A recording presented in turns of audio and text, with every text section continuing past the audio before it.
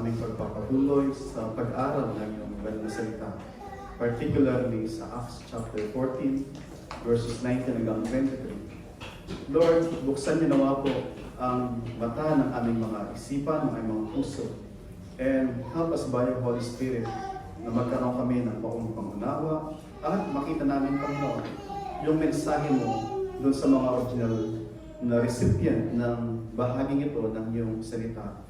At makita namin application sa kanila at gayon din naman sa aming kapanahunan.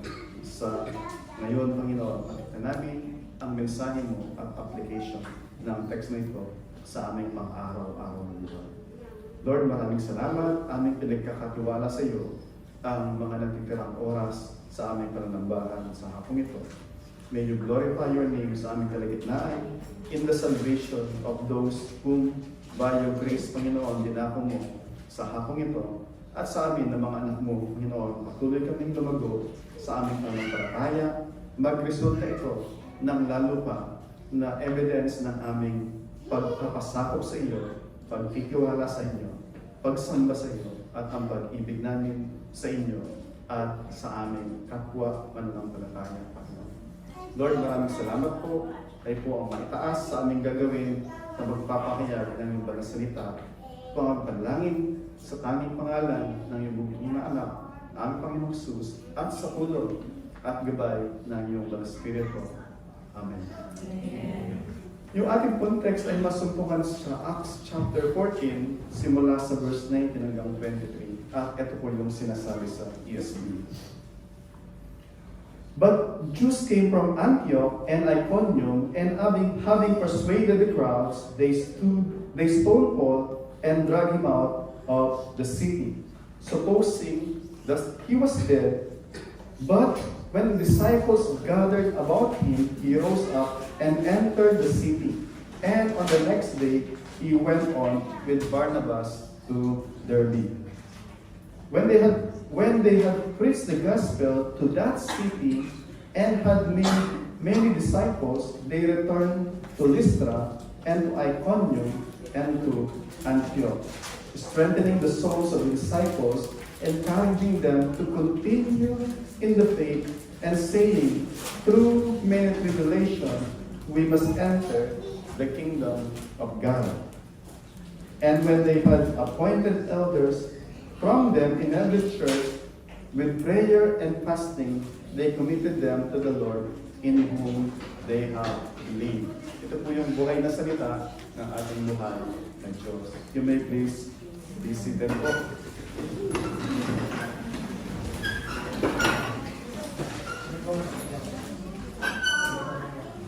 Sa Acts chapter 8 po, sa ating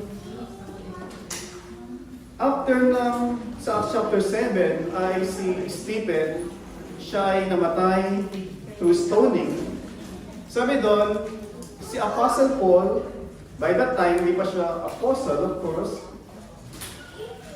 siya ay isa doon sa nag-witness doon sa stoning o nag-approve doon sa stoning kay Stephen. At namatay si Stephen praying, Father, forgive them. They do not know what they are doing. Panalangin mo, Panginoon Jesus, di ba? Sabi doon is, do not take into their account yung kanilang ginagawa. Somewhat echoing yung panalangin ng Panginoon Jesus nung siya ay nandun nakapako sa krus. Habang tinutuya siya ng mga nagpapako sa kanya, pinagpipray niya sila. And isa yung naligtas doon actually, yung isa doon sa nagpako, isa doon sa centurion na nandun, ay naligtas. And even after marinig yun, Father, forgive them, meron na sa kanan niya, na dati din na tinutuya siya, all of a sudden, nagsabi siya na, remember me when you are in your kingdom. Habang ang Panginoong Jesus is at the point na siya ay mamamatay, He prayed for the people, and God answered yung prayer niya. May naligtas sa kanan, may naligtas na nandun sa baba.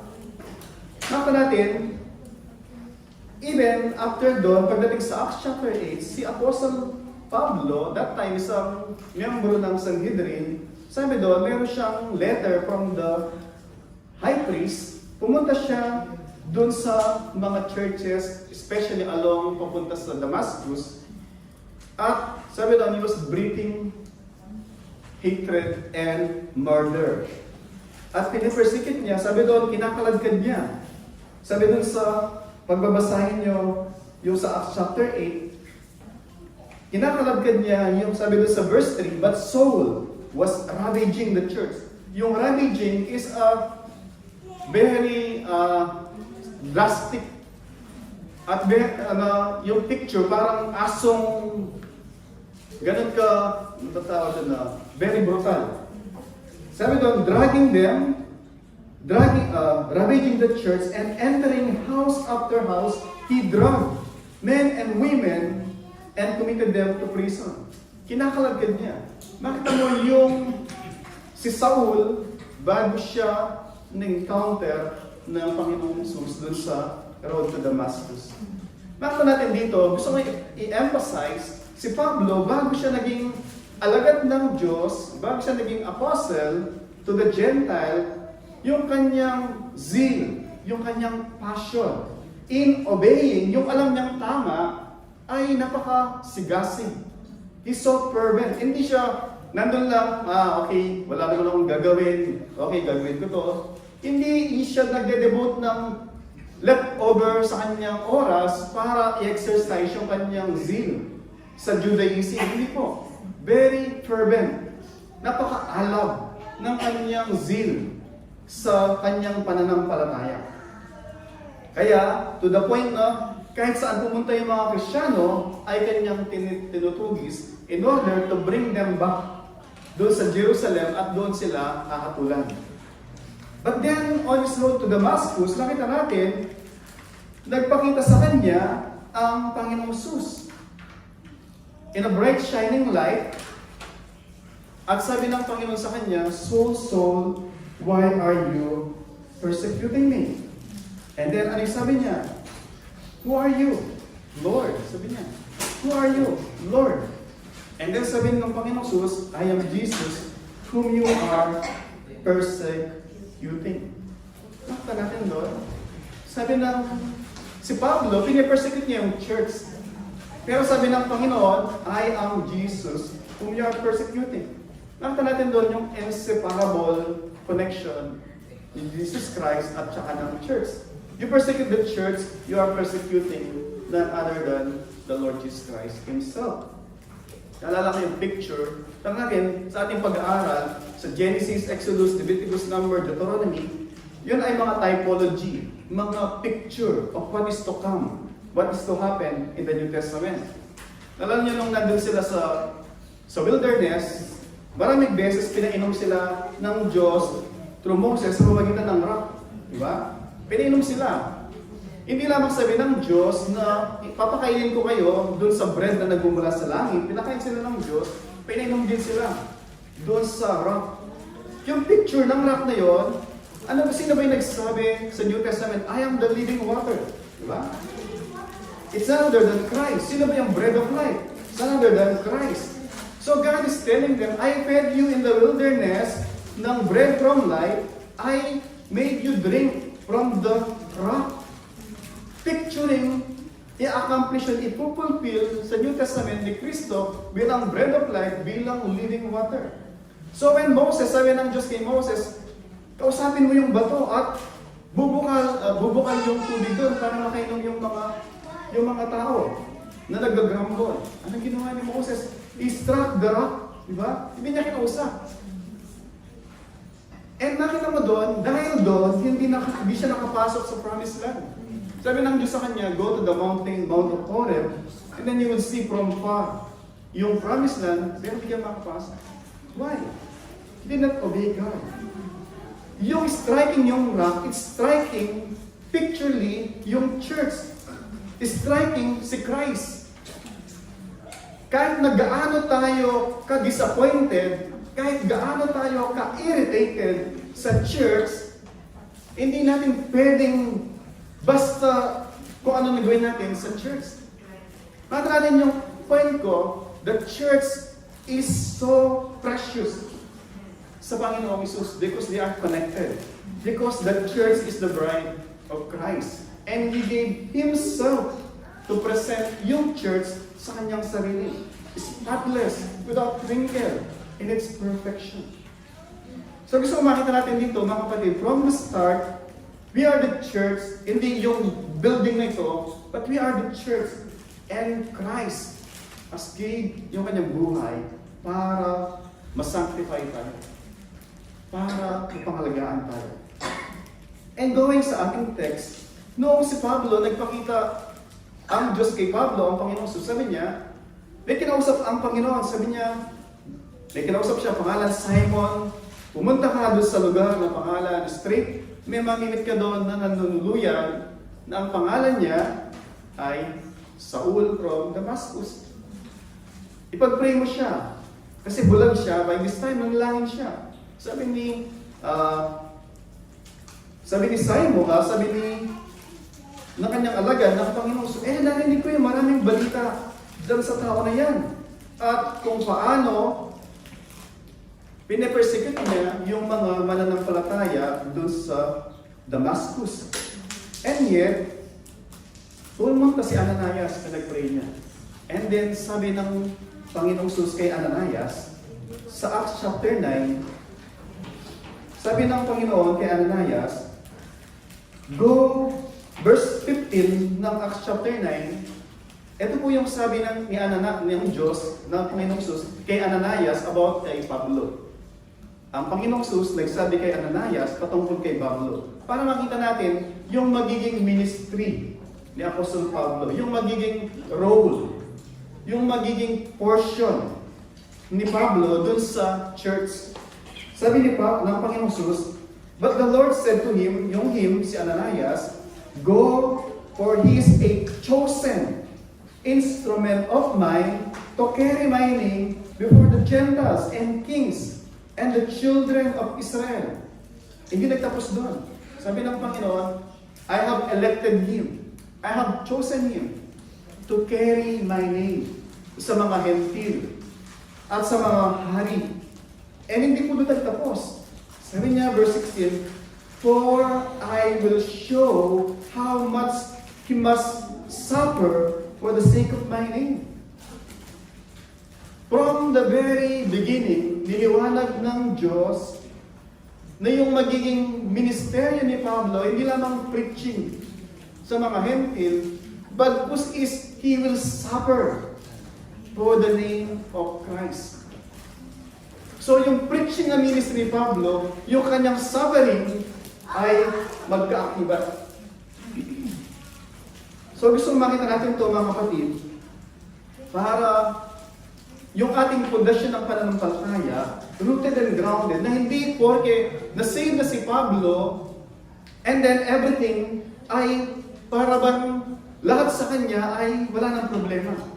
Na lahat sa kanya ay panatag in a sense na walang persecution. On the contrary, as he preached yung gospel, marami ang maliligtas. At the same time, marami ang mamumuhi sa kanya. And because doon sa kanilang pagkamuhi sa kanya, in preaching the gospel, he will be persecuted. So gusto mo maging maliwanag sa atin yun, mga kapatid, that life being a Christian, same with Paul, hindi pag naging Kristiyano ka, you can ask God simply parang pumipitas ka na madali, na yung buhay ay parang wala ng toil, wala ng paghihirap, wala ng mga challenges, wala ng mga pagsubok sa ating buhay Kristiyano. Tandaan po natin kung paano yung mga Israelita, tumawid sila from Egypt, papuntang wilderness, sinawid nila yung Red Sea, di ba? Pagtawid nila sa Red Sea, wala sila kagad sa Promised Land. 40 years they wandered dun sa wilderness.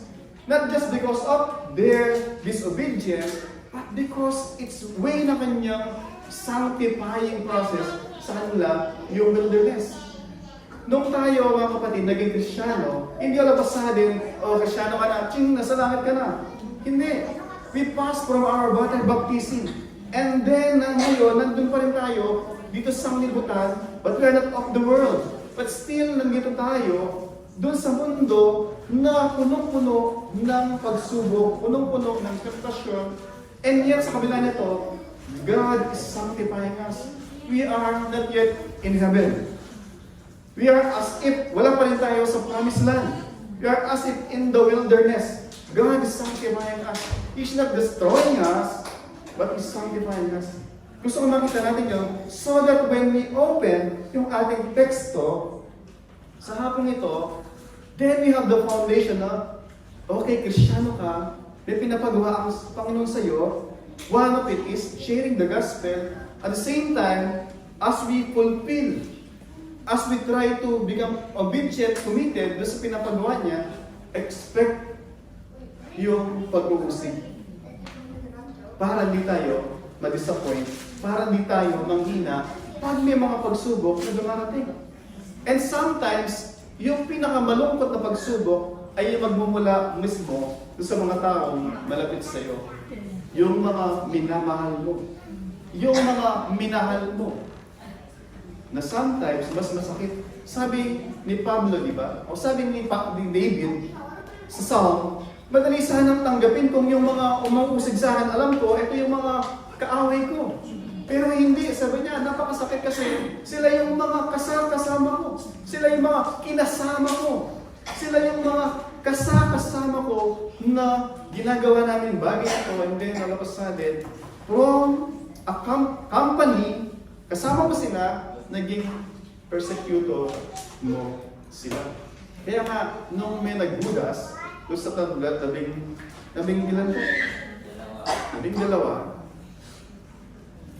It's painful in a sense na isa dun sa pinagkatiwalaan may hawak ng treasury. Walang nag-expect kay Judas na siya ay Judas. Diba?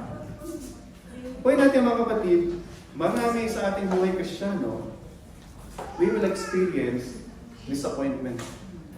Mga pagsubok. But those disappointment is not to destroy us, but to strengthen yung ating pagtitiwala. Though every man and women in the world will forsake you, Christ will uphold us. Hindi niya tayo bibitawan. So pag may pagsubok, hawak tayo kay Kristo. You can let go yung mga sanglibutan na dati nating in-invest natin yung buhay natin. And yet, iniwan tayo. Pray for them. Continue to appeal to them. Then, cling to Christ. Okay po? So that, dati yung kumakanta sa akin ito.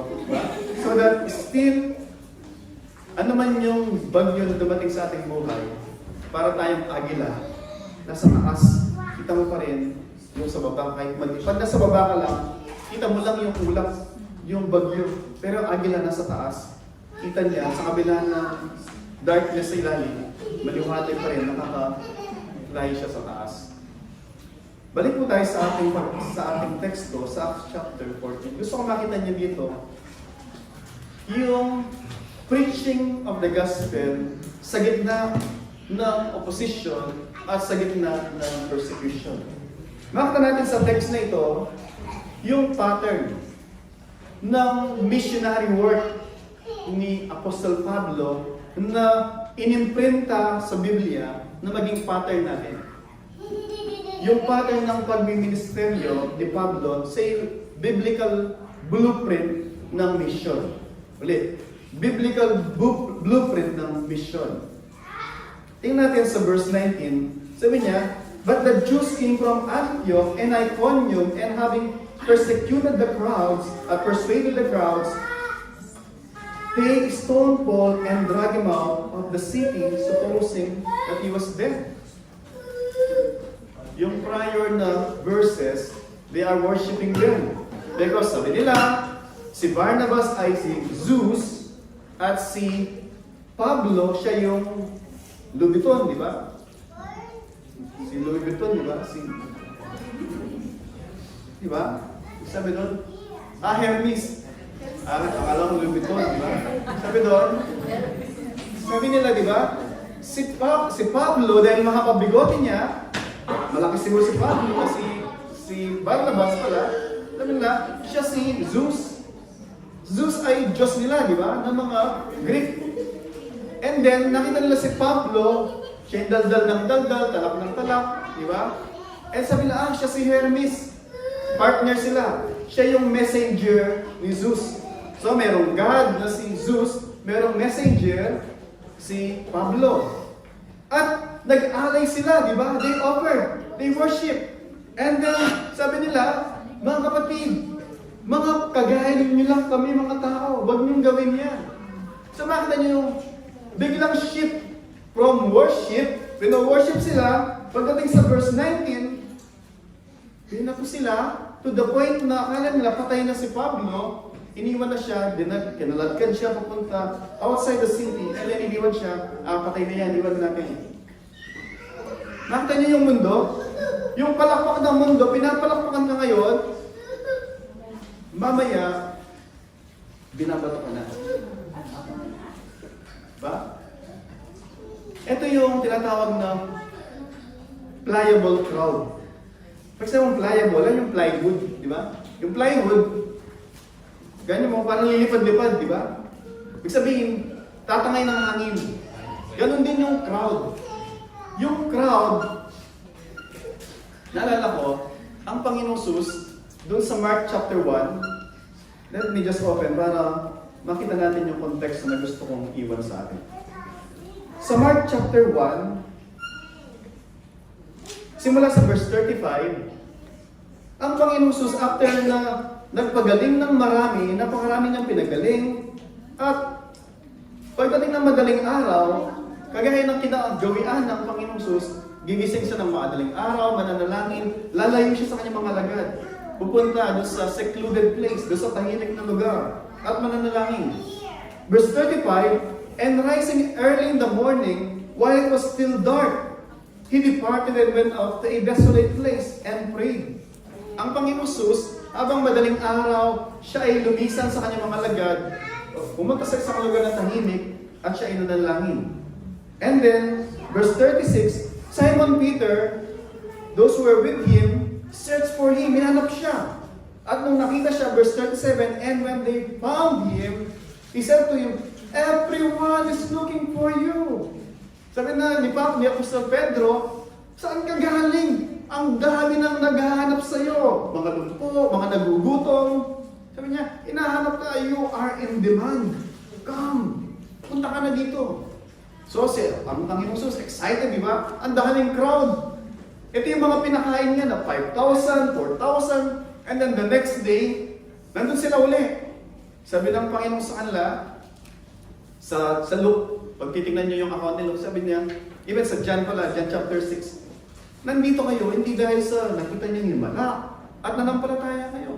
Nandito kayo kasi kahapon, meron kayong pre-dinner, free na lunch, ngayon nandito kayo ulit, gusto niya ng free breakfast. Sabi ng Panginoon, anong papakita mo sa amin para maniwala kami sa iyo? Sabi ng mga crowd. Si Moses, pinakain niya yung mga ninuno namin sa wilderness, ng mana, di ba? Ikaw, ang gagawin mo? Kahapon lang, pinakain sila, di ba? Ano gusto nila? Pakainin sila ng 40 years, di ba?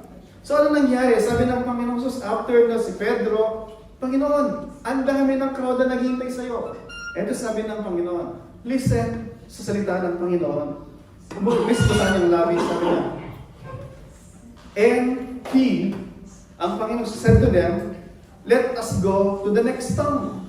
Sabi niya, ano daw? Ang dami naghihintay sa kanya, hinahanap siya ni Pedro, kasi yung mga tao, dinidemanda siya. And then sabi ng Panginoon, tara, punta na tayo sa kabilang town. Iwanan mo na sila. Yung sinasabi ng Panginoon. Iwan mo na sila. Bakit? Sabi ng Panginoon, that I may preach there also. That is why I came out. Sabi ng Panginoon, we need to proceed. The preaching must go on. I preach these people, sabi niya, yung mga mananampalataya, they will follow. Now, let's proceed doon sa next town. Yun yung pattern ng Panginoong Jesus. Hindi siya nag-stay sa isang lugar, hindi nandiyan ma-convert lahat. Hindi. He remained there, preaching, and then moved to the next. Sino mang mananampalataya doon, they will continue in the faith. And then they will follow the Lord Jesus Christ. Yung mga hindi, yung crowd, maiwan sila. Going back kay Apostle Pablo, pinapakita sa atin, yung mga tao, nung nag-preach siya, na-amaze yung mga tao. To the point, the gods has came down. Diba? And then the next day, meron lang nagsabi, diba? Sabi doon, may mga Jews that came from Antioch and Iconium, at yung mga dating lugar na pinunta ni Pablo. Diba? From Antioch sa Syria, pumunta ng Cilicius, and then pumunta sa Cyprus, diba? Ito na yung mga napanggalingan ni Pablo hanggang later on pumunta siya doon sa Derbe. Yung point ko po mga kapatid, ito mga pinuntahan niyang lugar na to, na pinanggalingan niya sa Lystra, sa Iconium, mix yung reception sa kanya. May mga nanampalataya, the same sila. Mayroong mga nagalit, at yun yung mga sumunod sa kanya. Sinundan siya ng mga nagalit sa kanya, and then inudyokan yung mga tao. Sabi doon, they persuaded them, yung crowd. At dahil doon, from worship to persecution. Binato siya, sabi doon, binato siya hanggang sa akala nila patay na siya. Imagine nyo, si Pablo, nung binabato si Stephen, nandun siya, di ba? Nakatayo siya. Nagbigay ng approval sa kanila, and this time siya na yung binabato. Nakita niyo yung irony. At the same time, ano kayong naramdaman niya noon? Ito yung ginawa niya dati. Ngayon, ginagawa sa kanya. Diba? Once upon a time, siya nandun nakatayo.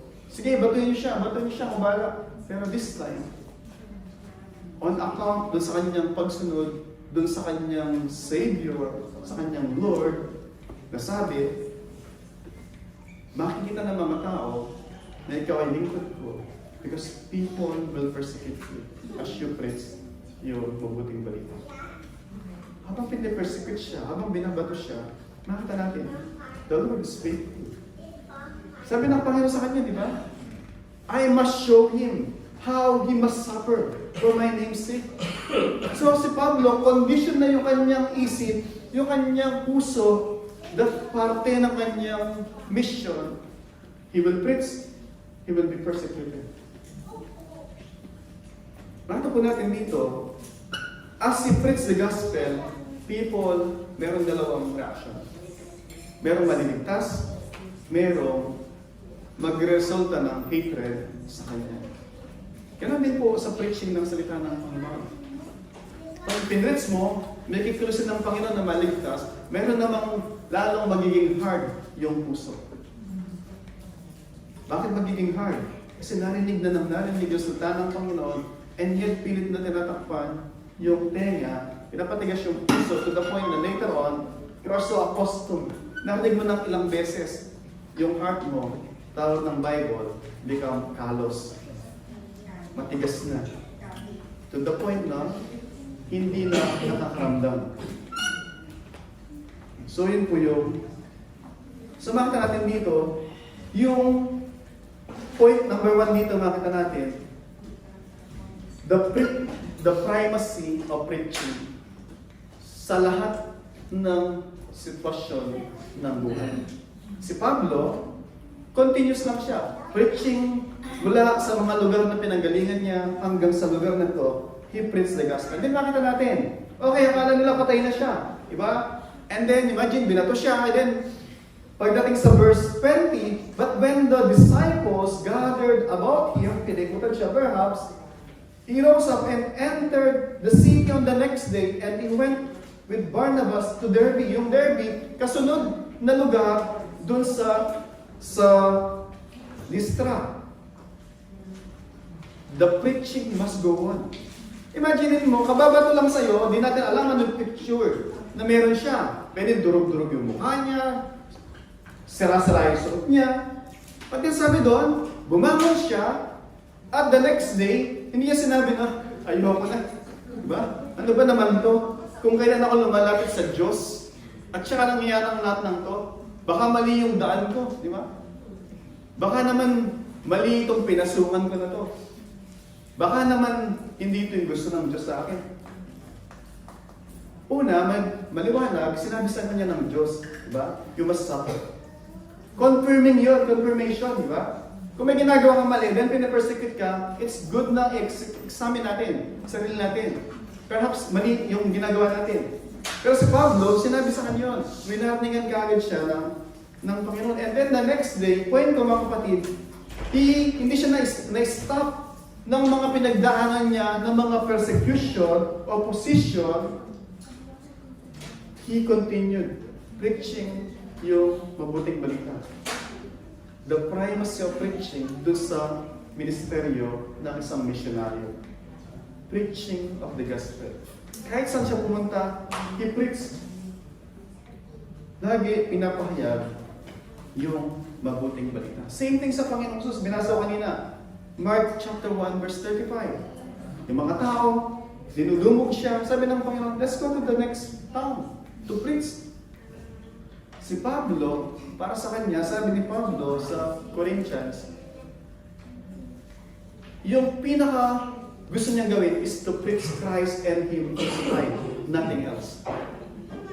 Preaching the crucified Christ. Bakit yung crucified Christ? Ano ba yung mabuting balita? Ba mabuting balita, lagi natin sinasabi na ang Diyos ay banal. Actually, yun sinabi ni Pablo dun sa mga previous na, kung titinan nyo, ganito. Si Pablo, dun sa Acts chapter 13, sa Antioch ng Syria, they prayed. And then sinent out si Pablo, kasama si Barnabas. Acts chapter 13, verse 3. Yun yung sinasabi sa Acts chapter 13, verse 3. And then pumunta sila, yun nga, dun sa mga lugar na mga pinuntahan nila mula dun sa Seleucia, and then Paphos, and then patungo sa ibang mga lugar na kanilang mga pinuntahan as part ng kanilang missionary journey. It's time na pupunta sila sa isang lugar, unang gagawin nila is to preach yung mabuting balita. Ano ba yung mabuting balita? Nalala niyo nung actually isa sa sinabi niya, nung nangaral si Pablo, sabi niya, narinig niyo sa atin, sabi niya, yung pangaral ni Pablo dun sa, let's see yung pangaral ni Pablo dun sa Acts chapter 13, verse 16. Nung si Pablo, nandun siya sa Antioch, sa Pisidia, yung mga tao, sabi nila, meron ba kayong word of encouragement?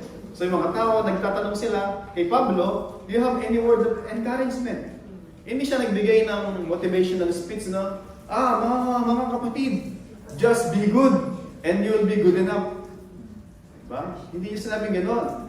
Hindi to feel good lang. Bagkus sabi niya, ito yung pangalan niya, Men of Israel, who fear God. Yung Israelites at saka yung men who fear God, yung God-fearing, yung mga who fear God. Israelites, di ba? Mga Hudyo. And God-fear, ito yung mga they believe yung mensahe ng mabuting balita, but then not yet fully proselyte. Hindi pa fully converted dun sa Christianity o sa paniwala ng mga believer sa one and only God of Israel. Ano sabi ni Pablo? The God of His people and Israel chose our father. So ito pinangalan niya. And then sabi niya, pagdating sa verse 22, and then mag-jump na ako sa verse 24, sabi niya, ng Acts chapter 13, before the coming of John the Baptist, sabi ni Pablo, before the coming of John the Baptist, John had proclaimed, before Christ's coming, di ba nauna si John the Baptist, messenger, forerunner si John the Baptist. Before his coming ng Panginoon Jesus, John the Baptist, had proclaimed a baptism of repentance to all the people of Israel. Ano po sabi niya? He preached repentance. Repentance is, papunta ka dyan, na-realize mo, wrong way pala yung ginagawa ko. Then you make up your mind. Instead na patuloy ka, you turn from yourself to God. From sinful way to God. Yung ano niya, from anything else na hindi sa Diyos, and then towards God. Hindi from self to self. Hindi from self to someone. Yung someone must be Christ. Get niyo po yung repentance. You recognize na mali ka, you recognize you have rebelled against God, and then you put yourself dun sa mercy and forgiveness ng Panginoon. Yung pinipritz ni Pablo, saan man siya magpunta. Preaching repentance and faith. Yung faith is, na-recognize mo na kapos ka sa standard ng Diyos. And then you rely dun sa righteousness ni Kristo. Yun po yung sinasabi din dun sa Genesis chapter 12, verse 1 to 4. Noong pinili ng Diyos si Abraham, sabi doon sa Abrahamic covenant, in you, all the nation of the earth might be blessed. In you. Yung in you doon, through your lineage, to your offspring. Offspring with Christ. Sabi doon sa Romans. So in Christ, all the nation of the earth might be blessed. So going back po, si Pablo, para sa kanya, anywhere siya magpunta, hindi pwedeng mawala yung preaching ng mabuting balita. So ulit, we are sinner, God is holy, we are sinner. At God, hindi niya iniyaan na manatili tayo doon sa ating helpless, hopeless condition. Pinadala niya si Kristo para maging tagapagligtas natin. So anyone who turn from their self-righteousness and turn to Christ, they will be forgiven and they will be saved. You have to respond. Diba? You have to respond in faith, receiving Christ. Because otherwise, kung hindi, we have to pay yung consequence ng ating kasalanan. In which Christ, sa mga nanampalataya kay Kristo, binayaran na po ni Kristo yung consequence ng ating kasalanan nung siya ay nakapako doon sa krus. Nalala niyo nakapako sa krus? Meron siyang isa dun sa panganyang, isa sa 7 last word niya, nung nakapako sa krus, sabi niya, my God, why have you forsaken me? And then sasabihin ng mga ibang mga religion, tingnan niyo, umiyak siya, my God, yung sinabing, myself, why have you forsaken me? Di ba? Kung Diyos pala siya, bakit niya sinabi na, Jesus, why have you forsaken me? Di ba? Kaya natin, si Jesus Christ ay second person of the triune God, and yet nagkatawang tao siya. Yung napako doon, hindi yung pagka-Diyos niya, yung pagkatao niya. At yung namatay doon, hindi yung kanyang deity, hindi yung pagka-Diyos niya, yung kanyang pagkatao. So yung umiyak doon, ay yung katauhan na dala-dala niya yung ating kasalanan. So actually, dapat tayo yung umiyak doon na, patawarin mo kami, my God. Pero siya yung umiyak para sa atin. And same thing, sino mang nanampalataya sa Kanya, si Kristo na nabuhay mula bata siya hanggang namatay sa krus, He fulfilled yung law. Sinunod niya yung law. Tayo mga tao, from day to day, each moment, tayo ay nag-stumble dun sa law. And so, hindi tayo matulog. Pag tayo ay nakapag-isa kay Kristo, yung kanyang righteousness na sumunod sa kautusan, ibibigay po yun sa atin. Yun ang makasalanan natin, ipinako na doon sa krus. Yun ang lagi na pinipreach po natin na exchange, o great exchange. It's so great na yung punishment natin, inako ni Kristo doon sa krus. Yung righteousness naman niya, na sinunod niya yung batas, yung law, ibibigay sa sinamang nagsisit na ng palataya sa Kanya. Yun po yung pinipreach ni Apostol Pablo. And because of that, may mga nasasave. At meron din namang namumuhi sa Kanya. And then sabi po doon, so he went on to Derbe, yung next city or next town. When he had preached the gospel to that city and made many disciples, apa niyo? Binato siya kanina, bukas, magpapatuloy, magpipreach na naman. Diba? Perhaps bukol-bukol pa yung mukha niya, dugo-dugo pa, may mga bandage pa. And yet, the preaching must go on. Diba? Hindi siya nasanabi na, nagtatampo na ako sa Panginoon. Diba?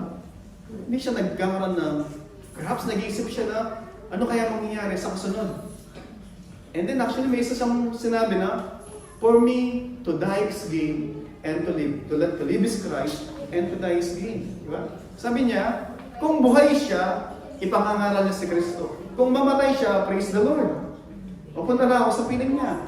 Pero alam ko, sabi niya, mas mainam pa naman natili pa ako kasi para makinabang kayo sa pangangaral ng mabuting balita.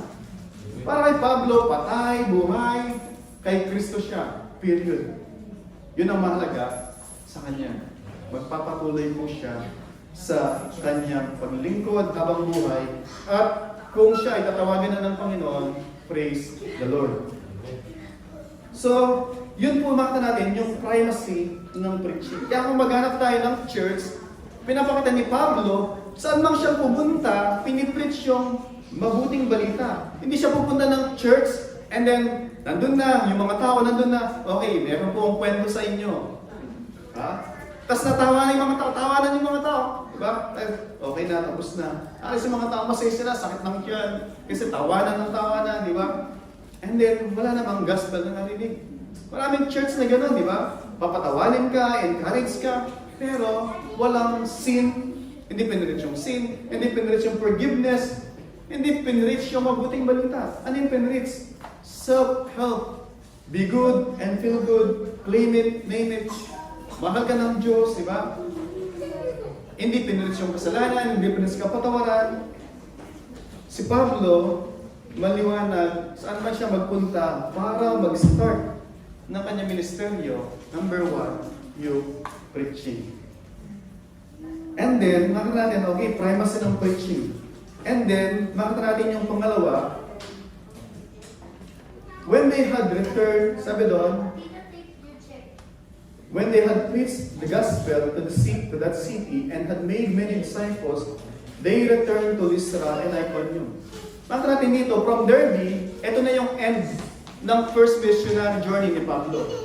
Kasi nagtapos sa Derbe. Babalik na sila ngayon sa Antioch sa Syria. Pero habang pabalik sila, bibisitahin nila yung mga na-establish na mga nanampalataya. Anong gagawin niya? Point number 2, so una, privacy of preaching. Pangalawa, yung establishing the believers. Establishing the believers sa kanilang faith. So, primacy of preaching, establishing the believers to their faith, yung point number 2. Sabi niya, so binisita nila, yung mga tanan nyo, yung binisita niyo ulit, dito siya binato. Diba? Bumalik siya ulit.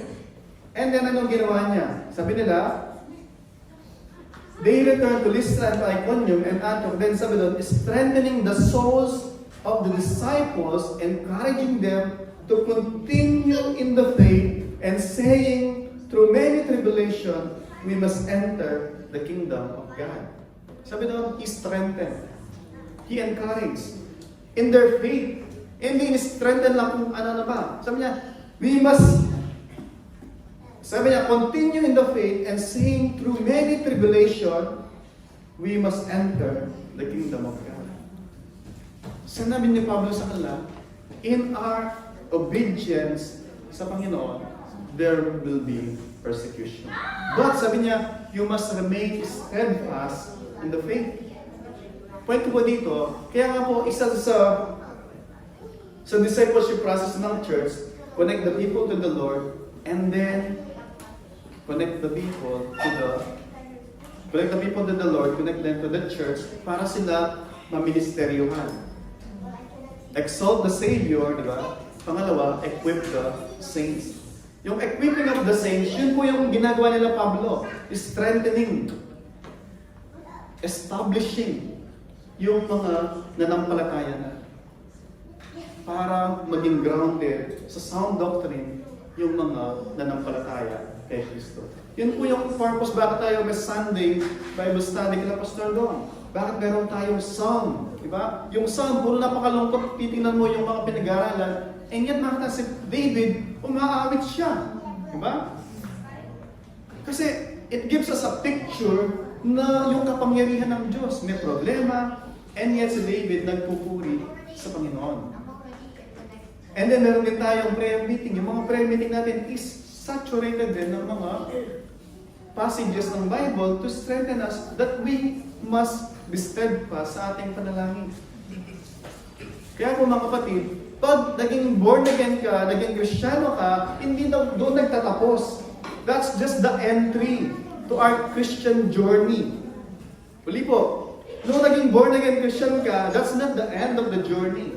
That's just the beginning of our fellowship with the Lord and with His people. And as we continue sa ating pilgrimage, ginamit yung word na pilgrimage, sa ating paglalakbay sa buhay Kristiyano natin, lumalago tayo moment by moment.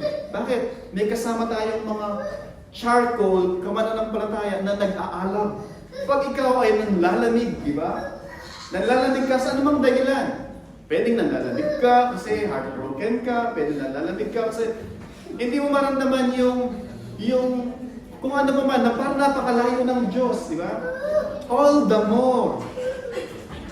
more, you need yung burning faith ng kapwa mananampalataya mo. Pag in-isolate mo yung sarili mo, kahit gaano ka kaalab dati, di ba? Para kayong nag-aalab lahat, kasi bahagi ka dati, i-separate mo yung sarili mo, i-isolate mo yung sarili mo, I guarantee you, kahit gaano ka kainit, manlalamig ka. To the point na kahit hawakan mo, there's no fire. Pero, manatili na nag-aapoy doon sa grupo ng mananampalataya na nag-aalab. Sabi ni Solomon, di ba? Pag mag-isa ka, parang kang ting-ting, walang strength. Di ba? Pero, isang ting-ting ka man, napakanipis, binigkis mo, sabi niya, para kayong lubid din. Lubid na gano'n ba yung rope? Napakatibay. May madadapa na isa, mayroong sasalo na isa, and together, we are stronger as brothers and sisters in Christ. So kaya po, design ng Diyos, pag nanampalataya kay Kristo, the Holy Spirit will usher us to the body of Christ. The body of Christ is the church. So walang believer na nananatili na, hindi, pastor, Kristiyano ako, pero hindi ako member ng anumang church, pastor. Kasi ayoko ng commitment, pastor. Parang alam mo yung mga, di ba bakit sa Pilipinas, kultura natin Pilipino, we're sad na yung kultura natin Pilipino, very sad yung kultura natin. Kultura natin, boyfriend, girlfriend, di ba? Is ginagawa na kung ano man yung pwede gawin ng banded ng marriage, di ba? Yun ang kultura natin. Kultura natin is, we have to break free dun sa culture na yun. And by God's grace, pag naging Kristiyano tayo, sabi ko kanina, kung paano yung mga Israelites, they passed dun sa Red Sea, tayo din, we have passed yung bandage ng sanglibutan, yung culture ng sanglibutan. Para pagka, bago na tayo Kristiyano, sabi doon, we have been given a new heart, new mind. Yung mind natin, hindi nakagaya ng dati. So going back, si Pablo, pinapakita sa atin, pinapaalanan tayo, wala pong Lone Ranger na Christian. You cannot say na Kristiyano ka and yet isolated ka sa buhay ng Christian family. Una, pwede Kristiyano ka, but you are a disobedient Christian. Pwede Kristiyano ka, pero disobedient. Basahin niyo yung Ephesians chapter 2. Buong Ephesians, sabi doon, is a letter to the church, encouraging them na building up one another. Kung mag-isa ka, who are you building? Sino binibuild mo? Yung empire mo, yung sarili mo? Diba? Then you are the king. Diba? Kung ikaw yung king, kalaban ka ng ultimate king na Jesus Christ. He's the king and He's the head of the church.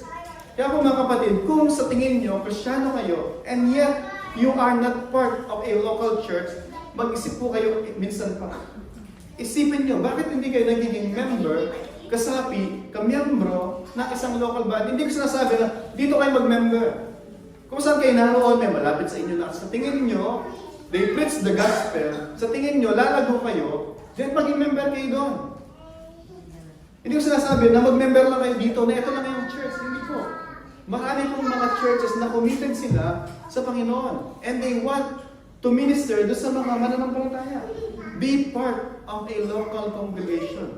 Because yun ang design ng Diyos sa isang Kristiyano.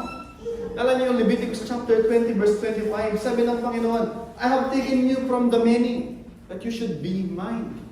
Iniskop ka ng Diyos ang libutan. Inala ka sa kanyang pamilya para alagaan ka niya. Hindi ka na ngayon bahagi ng sanglibutan, hindi ka nag-isa. Kaya kapag ka isang Kristiyano, na para bang pag may pinagdadaanan siya, parang mag-isa lang siya, na parang wala siyang pamilya, sad po yung gano'n, na either na hindi natin ginagawa yung part natin, hindi nila maramdaman yung pagiging pamilya, or sa tingin nila, sila ay nag-iisa, hindi nila tayo kapamilya. It's sad, di ba? Kaya po mga kapatid, I encourage you, una, kung ikaw ay Christian na hindi ka bahagi ng isang local congregation, pray. Hindi ko sa mag-join ka agad. Pray. Pray. Pray. Seek the wisdom from the Lord. Let the Lord guide your heart. Let the Lord guide you by His Word. Yung kanyang salita. Basahin niyo Ephesians sa luma. Ephesians, basahin niyo. It will guide you. Even yung Acts, basahin niyo yung Acts. They were added to the Lord. They were added to the church. And then, kung naman ikaw ay, tingin mo, ikaw ay Christian member ka ng church, and yet, member ka, kabahagi ka ng pamilya, and yet parang, alam niyo yung pamilya, di ba? May pamilya na may mga black sheep, di ba? Na parang hindi, ayaw sumunod kay tatay, ayaw sumunod kay nana, ayaw sumunod kay ate, ayaw sumunod kay kuya, na parang hindi, sino ka ba? May mga ganun na mga kapamilya, di ba? Pamilya, pero hindi tinuturing na pamilya, yung pamilya. Kung kayo po yun, na tinuturing nyo parang kayong mag-isa, parang sarili yung balat nyo, yung hari yung balat nyo, then reconsider. Alam nyo, niligtas kayo ng Panginoon, hindi para gawin kung ano lang yung gusto nyo gawin. Nalagay ka ng gusto sa pamilya, yung pamilya na yon, yun ang mag-nurture, mag-nurture sa'yo na gagamitin ng Panginoon. Submit ourselves doon sa nurturing culture, nurturing mandate ng church. So ano po yung minsan ina-encourage tayo? Sesend yung link doon sa group, di ba? Yung si Annalisa daw minsan late na nagsisend ng link, pero may link pa rin, di ba? Sesend niya 2 minutes before yung song, di ba? Pero nagsend pa rin. And then, mostly sa inyo actually, 6 o'clock tapos na yung trabaho. And then, the rest of the, minsan hanggang 1 o'clock, nag-YouTube. Diba? Pero, sabihin na, Pastor, busy po kasi ako. Pastor, nakakaya kasi mag-join. Baka matawag niyo ako, lagi ka nagtatawag. Sabi ko, hindi na ako magtatawag ulit, di ba? Hindi na ako nagtatawag, di ba? Kaya, kung Kristiyano kayo, ayaw niyo mag-join dun sa mga ganong equipping class, dahil sa naiiyak kayo, no? Baka matawag kayo, hindi ko po kayo tatawagan. Si Pastor Dong, hindi kayo tatawagan. Kasi meron lang akong tinatawag lagi ngayon. Diba? Si Sister Shirley lang yung tinatawag. Adi natin. Kwento mga kapatid, maging bahagi po kayo ng pamilya ng Diyos kung kayo ay kapamilya ng Diyos. Submit doon sa discipling process ng church. Para tayo na mag-grow. Pangarap natin, panalangin natin, one day, uuwi kayo sa Pilipinas. One day, dalhin kayo sa New Zealand. One day, dalhin kayo sa Canada. Dalhin kayo sa anumang lugar. Diba? Mag-migrate kayo.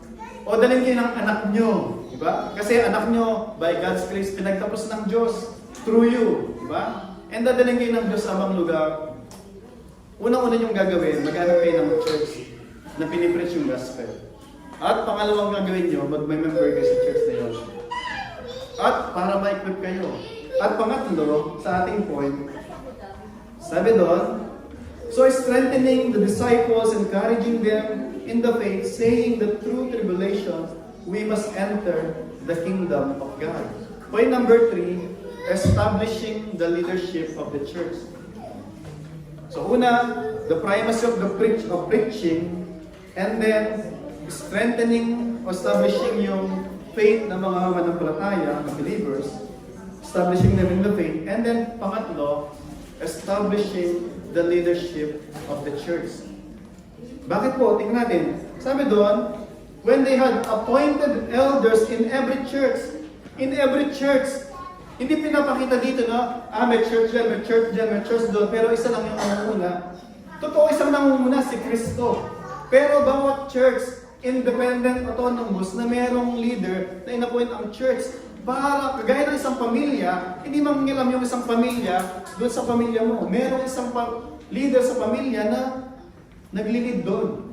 Pwedeng merong partnership, pero hindi tayo under sino man sa Pope doon sa taas. Bawat church may leader. Kung may leader sa church, you submit doon sa authority ng leader. Sila yung mag-a-answer sa Panginoon.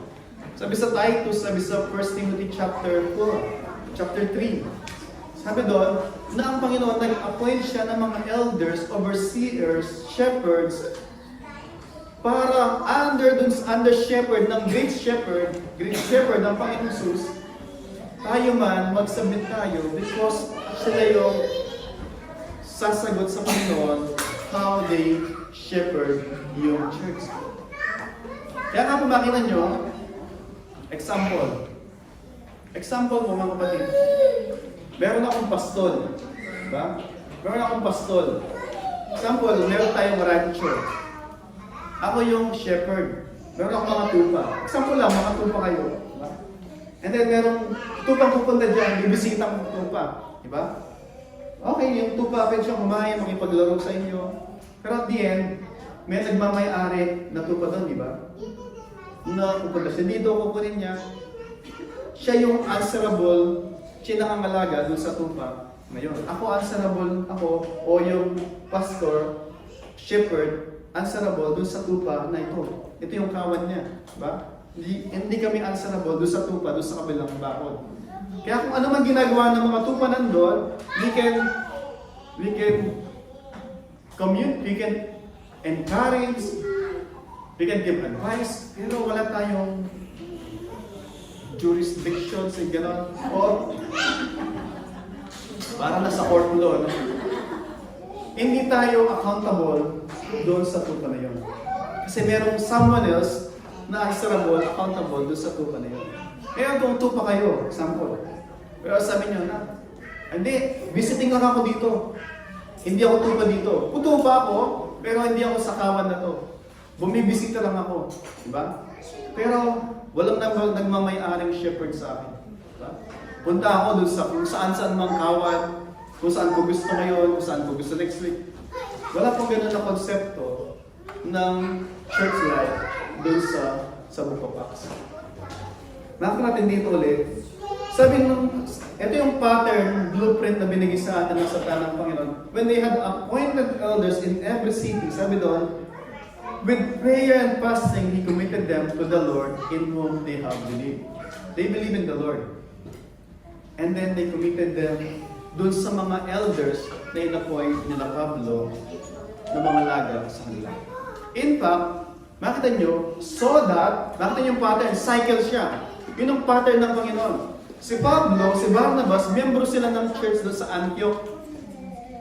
Antioch sa Syria.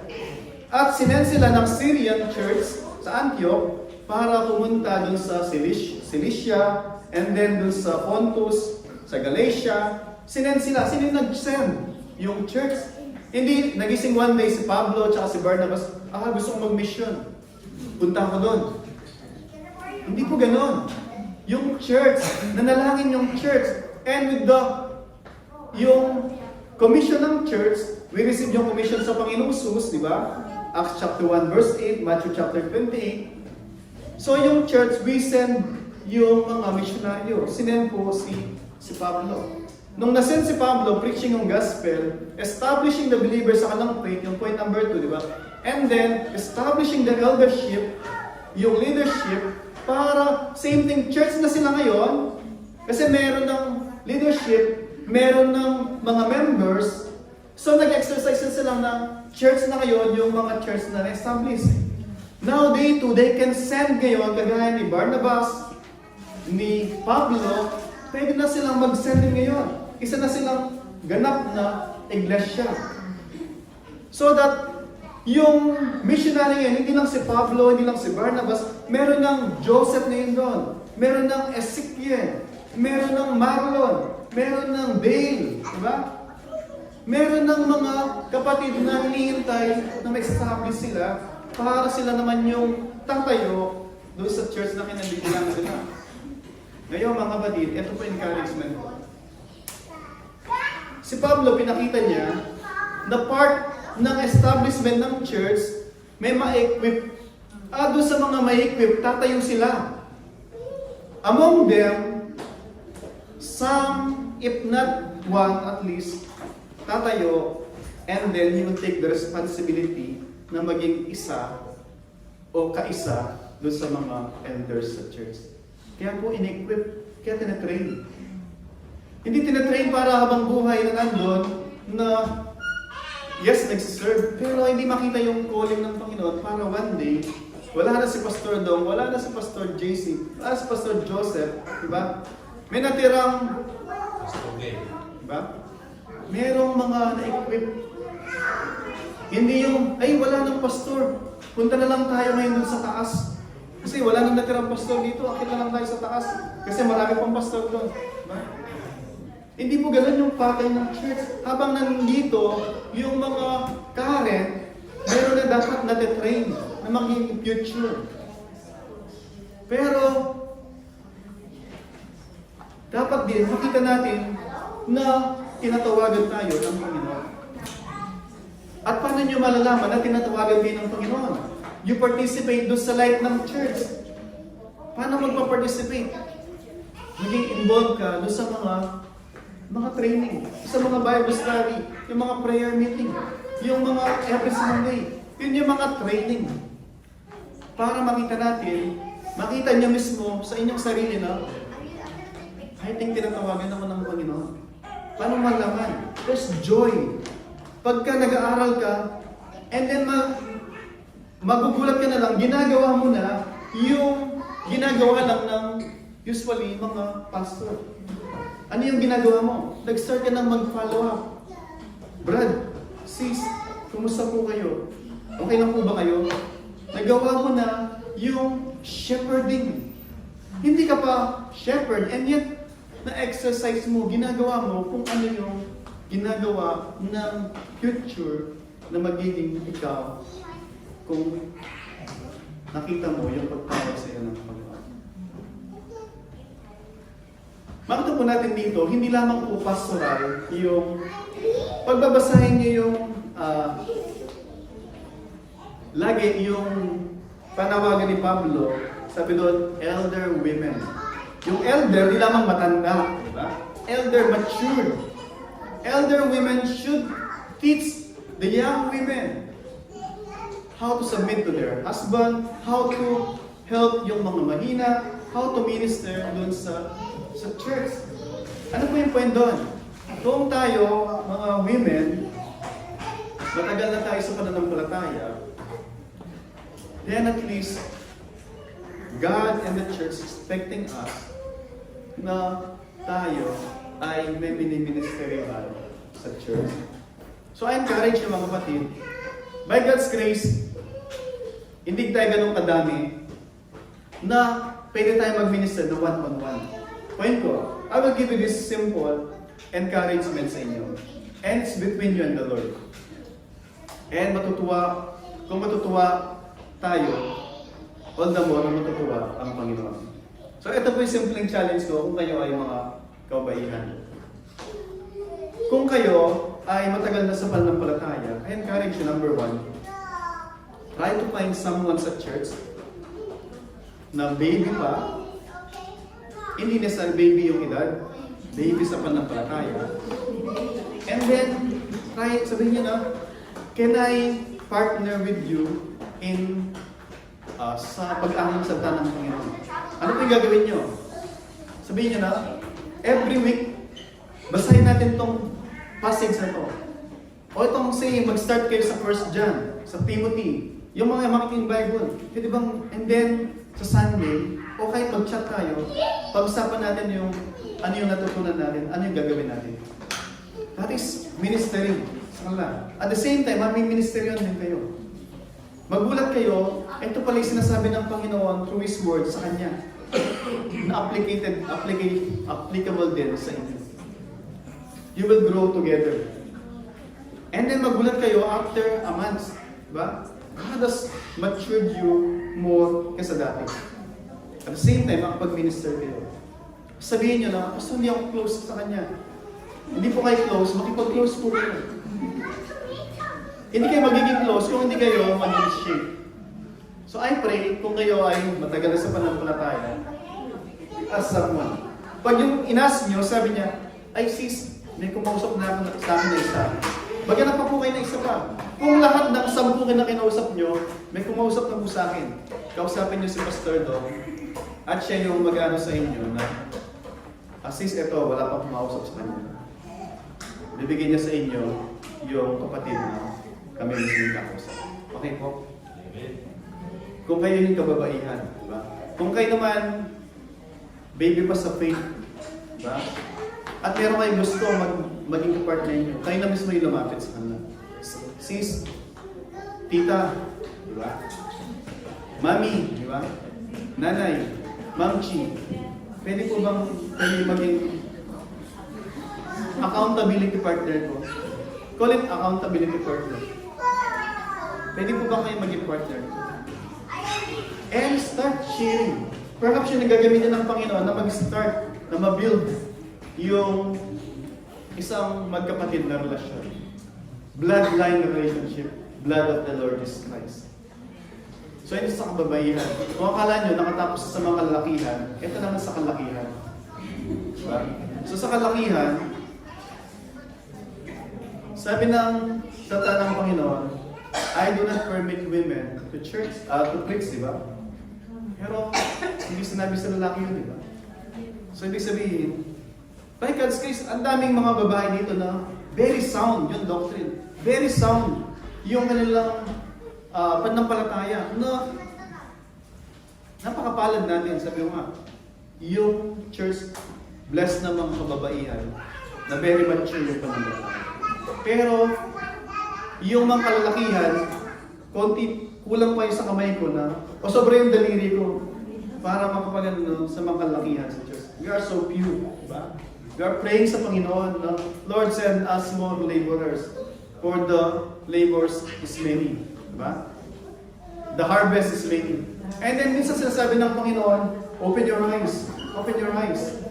Kaya sabi ko, pag open ko ng mata ko, sakto tinitin na may mga picture natin na pinaupo ko sa unahan yung mga lalaki.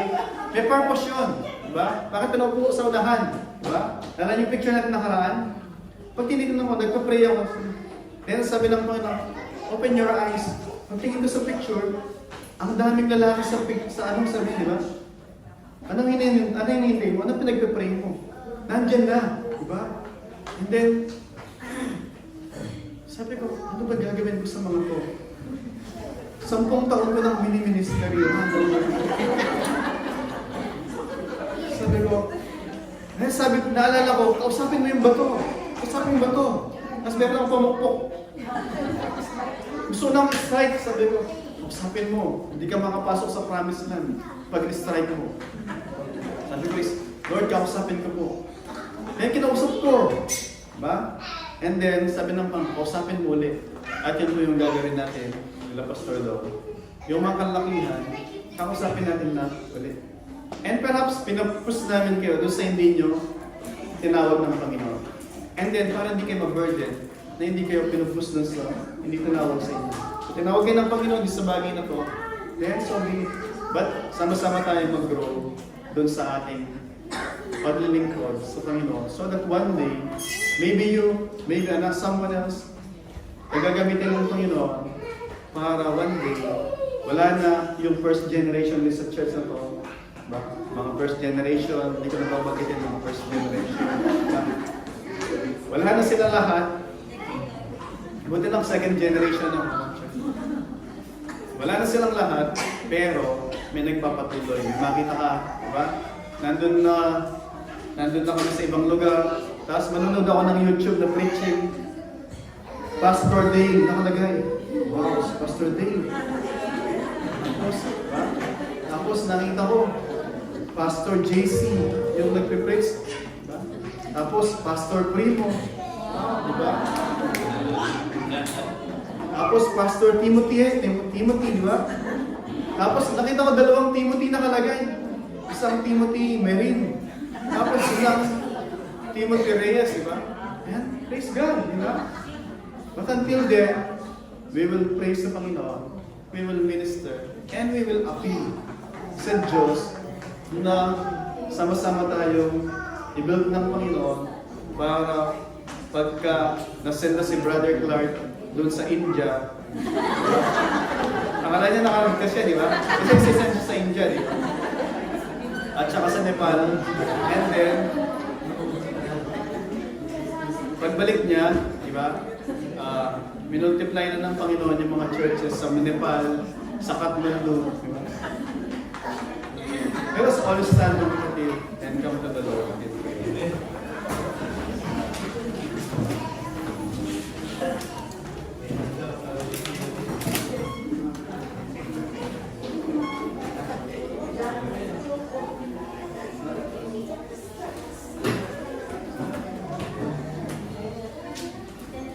Let us close our eyes and come to the Lord in prayer for me.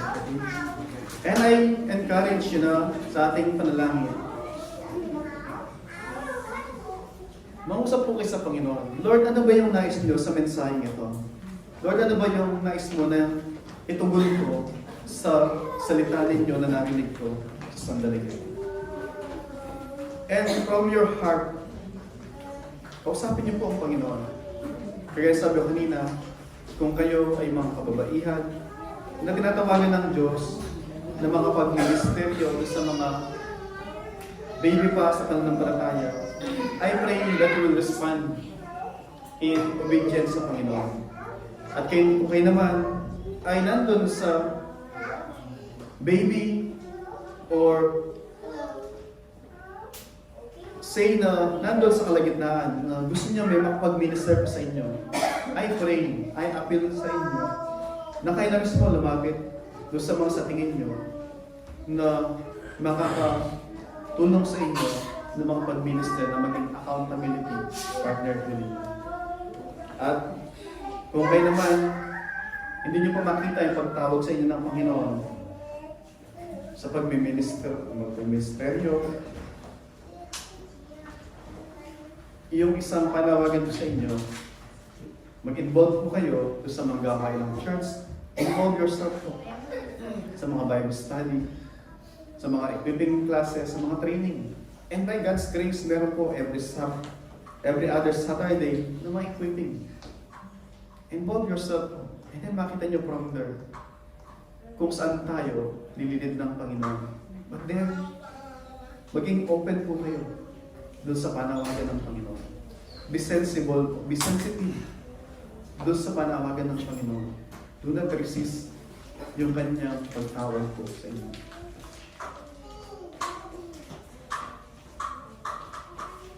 Lord, maraming salamat, Panginoon, sa iyong mga salita sa hapong ito. Lord, kung paano pinakita niyo, the preaching of your word ay wala pong alternative, Panginoon. Because it is private, it's supreme, Panginoon. In establishing hindi lamang yung mga mananampalataya para ma-establish yung iyong church, ma-establish sila sa kanilang pananampalataya, mag-grow sila so that they too, Panginoon, from there, makapag-establish ng mga potential, mga future, ng mga leaders, mga babae, mga lalaki, Panginoon, na gagabay, tutulong sa iyong mga ship, Panginoon, sa iyong kawal, upang sama-sama na lumago sa paglakad, sa obedience, sa kabanalan, Panginoon. Lord, I pray sa mga kaluluwa na narito, Panginoon, even now, you are softening our hearts that we may respond obedient sa nais mo, Panginoon. Lord, meron dito, Panginoon, na wala pa pong tamang relasyon sa inyo. Father, we pray na for the sake of your glorious grace, ligtas niyo po sila. At even, Panginoon, help them, cause them to respond in obedience, Panginoon, and repentance, and in faith, Panginoon. And Lord, we're praying sa mga children sa church na ito. We pray, Lord, na patuloy na kasangkapanin mo yung mga magulang nila, Panginoon. Patuloy na kasangkapanin mo yung mga godparents nila, Panginoon. Even kami as a church, in raising them, Panginoon, according dun sa plano mo, in raising them in godliness, Panginoon. Father, nais namin na sa lahat ng to, Panginoon, ang maitas lang ay ang tanging pangalan mo at ang iyong Panginoong plano ang siyang makita namin na nangyayari, nagaganap sa buhay ng iyong iglesia, Panginoon. Father, this we all pray na malwalhati ang panakilap ang iyong pangalan sa lahat ng ito. And now to Him who is able to keep you from stumbling and to present you blameless before the presence of His glory with great joy, to the only God, our Savior, to Jesus Christ, our Lord. To Him the glory, majesty, dominion, and authority before all time, and now and forevermore. Amen.